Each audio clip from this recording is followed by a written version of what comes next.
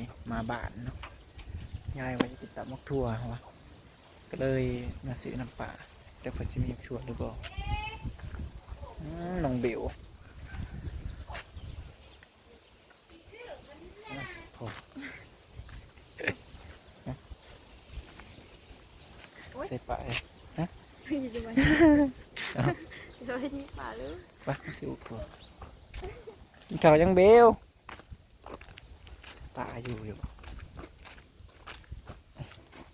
วันนี้มาเต้โดนเลยถึงเติบแล้ววันนี้มาแต่น้ำแหลกมาทำยาย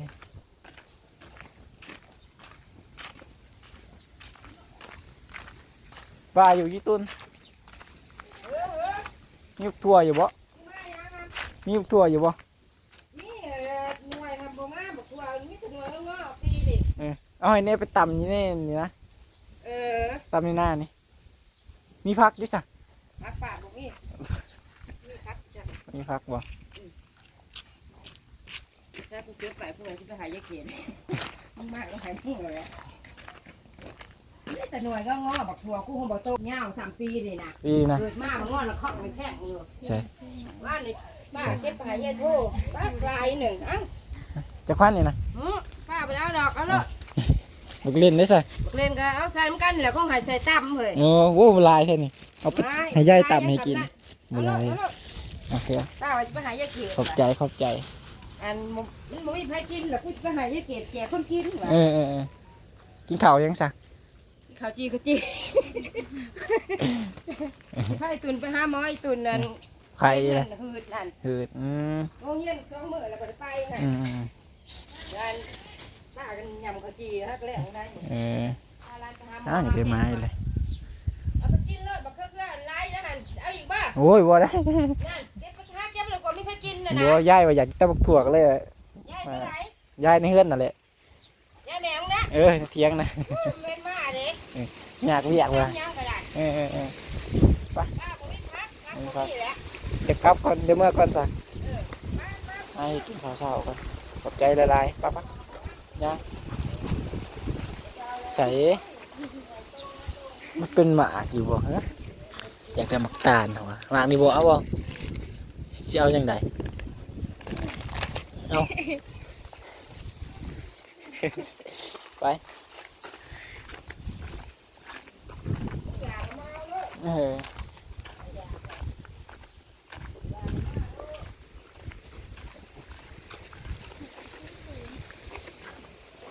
ตะกี้ปลูกที่บ้านปลูกลายเนี่ยปลูกไง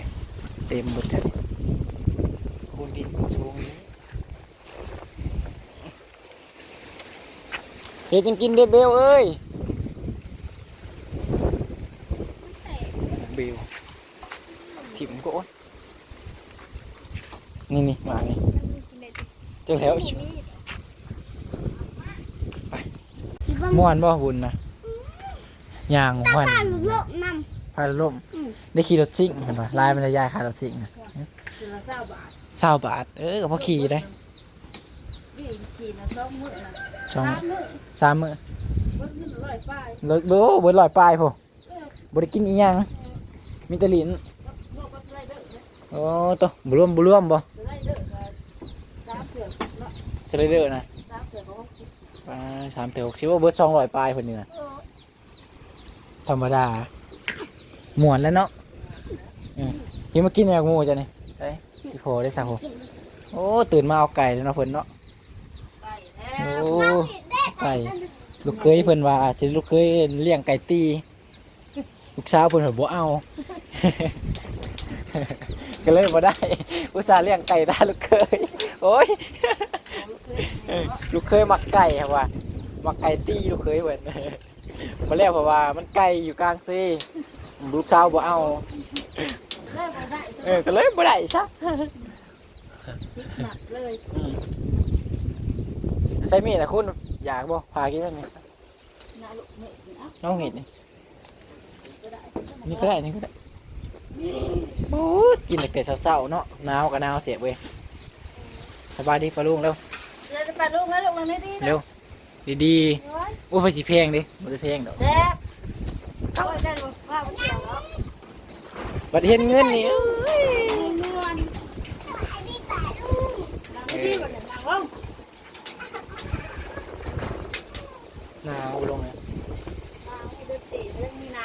มันเดือนหาอะไรยายเดือนวันที่1เป็นเรา เดินหา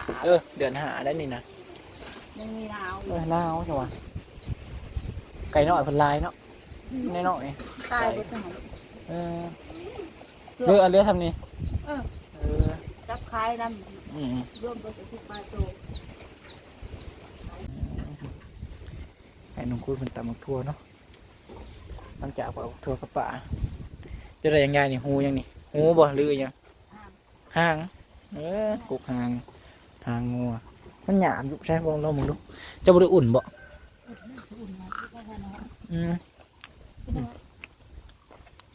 เฮ้ยหยอมโคตรหยาบอยู่เพราะว่าบักจานสักคนแม่ นางกับปุ๊บ ฮะ นางกับปุ๊บ เบิ้ลแล้วจะกินข้าวแล้ว จาน ที่พาสหายเพิ่งไปกินปลา จานหน่อยหน่อยนะ จานงัวบ่ ปัดแก่ ตุ๋นไข่ไปลงไง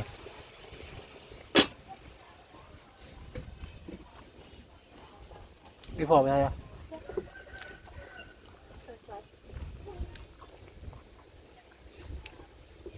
ก็อ่อนตัวอ่อนเนาะติดหน้าได้ก็อ่อนเนาะ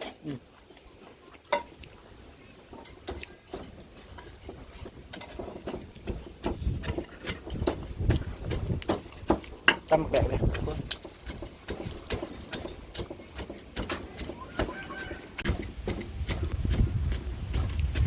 ตัดสิบเอ็ดอีกโอ้ยว่าจะกินปิ้งใส่หมูกับขากอยู่กินอยากกินเต๊ะไปขายของหมูอันเขาจะมาขายโลละ80,000เขาจะลวกแล้วนะแม่อยากกระเถาก็เลยประธานจันก็เลยซื้อยังก็อัวตับใส่หมูโอ้ยอยากกินใส่หมูกูอยู่พูนผัดมีเขาจะมาขายนะปะลุงเขาจะมาหลอกขายอยู่พี่บ่มีเนาะหลอกขายเขาจะลวกแล้วน้ำใส่อ่อนมันนายายคือสีแซ่บเอาแหลกกว่านี้เอาแหลกนิดนึง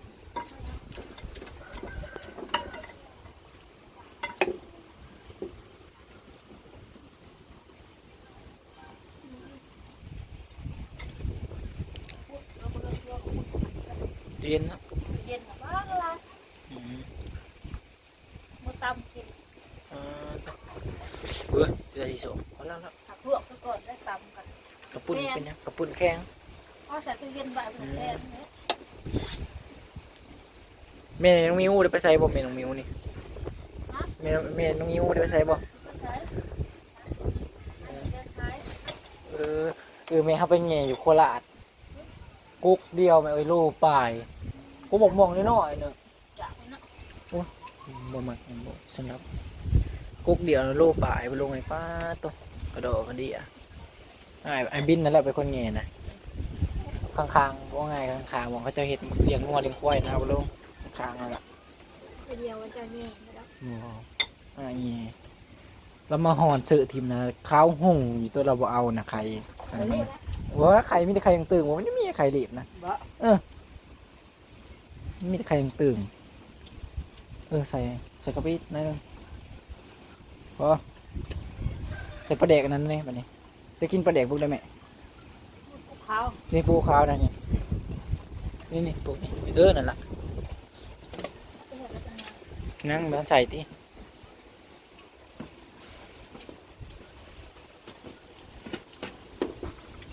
นั่นเอาจ่องเอาตักใส่ตำหมกถั่วพ่อ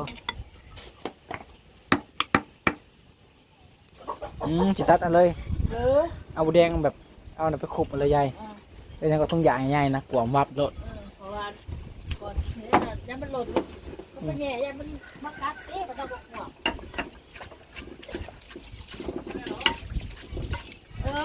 หัว มากินข้าว หัว